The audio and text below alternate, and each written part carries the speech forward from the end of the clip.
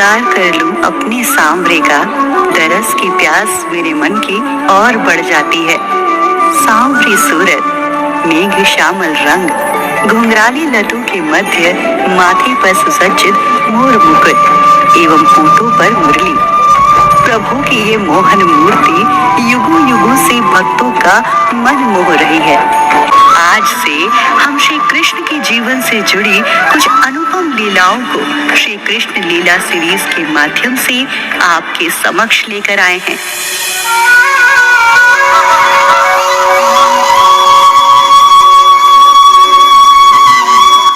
यूं तो प्रभु का संपूर्ण जीवन ही लीलाओं का समावेश है, लेकिन हम आपके लिए लेकर आए हैं प्रभु श्री कृष्ण की 10 मनोरम लीलाएं।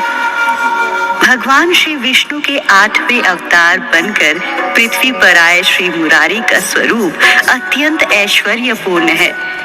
प्रभु का तो पूरा जीवन ही मनोरम लीलाओं और जन कल्याण का सुंदर मिश्रण है। बाल लीलाएं, किशोर लीलाएं एवं असुर संहार, न जाने कितनी ही ऐसी कथाएं हैं जिनमें मनुष्य जाति के लिए शिक्षाएं निहित है। कहा जाता है कि श्री कृष्ण अपने शत्रुओं को भी आनंद देने का कोई मौका खाली नहीं जाने देते थे, चाहे राजा हो या रंग। मधुसूदन ने तो सभी से समान रूप से प्रेम भी किया और उन पर अपनी कृपा की वर्षा भी की। एक बार मैया यशोदा से अटखेलियां करते हुए लल्ला एक कुम्हार के पास आ पहुंचे थे। कुम्हार के पास पहुंचते ही लल्ला ने कहा, मुझे मैया यशोदा की नजरों से छुपने के लिए कोई जगह दे दो।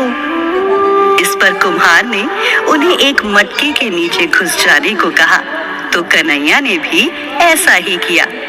कुछ क्षण पश्चात वहां मैया आई और उस कुम्हार को वहां देखकर पूछा, भाई क्या तुमने मेरे पुत्र कृष्ण को इस तरफ आते देखा है? कुम्हार ने तब माता यशोदा से कहा, नहीं, मैंने तो इधर किसी को भी नहीं देखा, शायद आपके लल्ला दूसरी तरफ गए होंगे। कुम्हार की बात सही है, ये सोचते हुए मैया भी तब वहां से दूसरी ओर चली गई।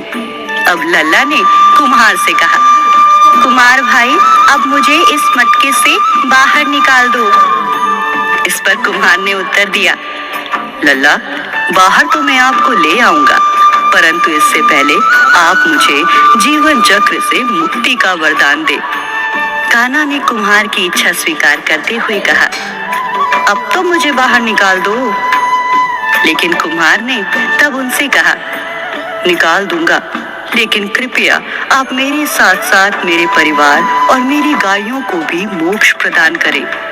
भगवान प्रसन्न कैसे होते हैं, धन या भोग से? नहीं, प्रभु की भक्ति तो मात्र निश्चल प्रेम से ही की जा सकती है। इसी प्रेम को देखते हुए कन्हैया ने भी उस कुम्हार को मोक्ष का वरदान दिया था, वरना जगत संसार के स्वामी के लिए एक साधारण मिट्टी के मटके से निकल पाना मुश्किल था। ऐसी ही थी मुरलीधर की मधुर लीला। श्री गोविंद की मूर्ति ऐसी ही मनोरम एवं दिव्य है। प्रभु श्री कृष्ण इसी प्रकार सदैव अपने भक्तों के साथ रहकर उनकी दुविधाओं का निवारण करते हैं। ये तो प्रभु के उन लीलाओं में से एक है जिसे सुनकर हमारा रोम रोम हर्षित हो जाता है। प्रभु की ऐसी ही कई लीलाओं की अनुभूति कराने के लिए श्री कृष्ण लीला सीरीज के आने वाले अध्यायों में हम आपको श्री कृष्ण की कुछ ऐसी ही अन्य लीलाओं से अवगत कराएंगे। तो आइए प्रभु का नाम लें और इस सफर की शुभ शुरुआत करें। हरे कृष्णा।